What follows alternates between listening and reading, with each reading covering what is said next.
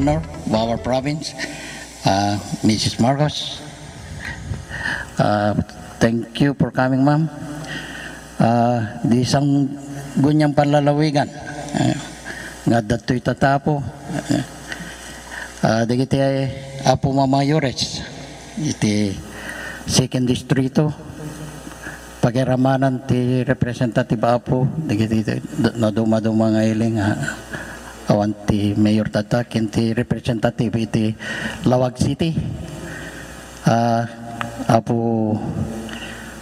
Penro, apo Vic, apo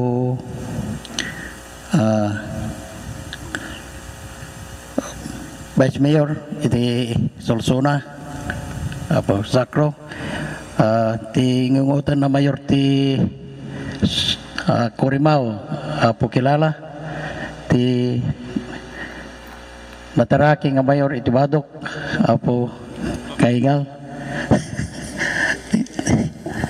ti gwapo nga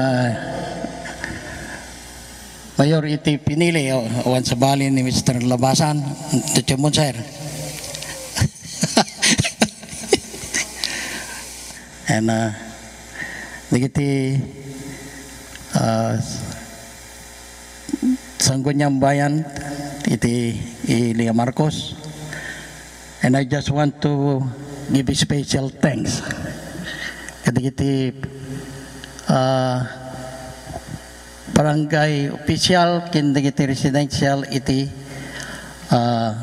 Barangay Imelda iti Ilia Marcos. Thank you very much for accepting this project.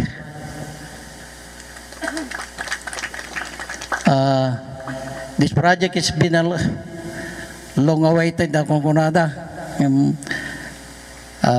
Pagsayatan na po adan mangrugin ket pagyamanak launay ti kadatay amin tata and nalipatak man dagiti media ko nakablawa na tirahan dakto mga tan no.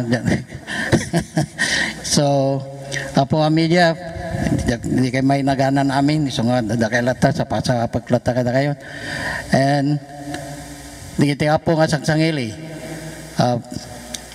Welcome to Marcos and welcome to this groundbreaking ceremony of this cluster of the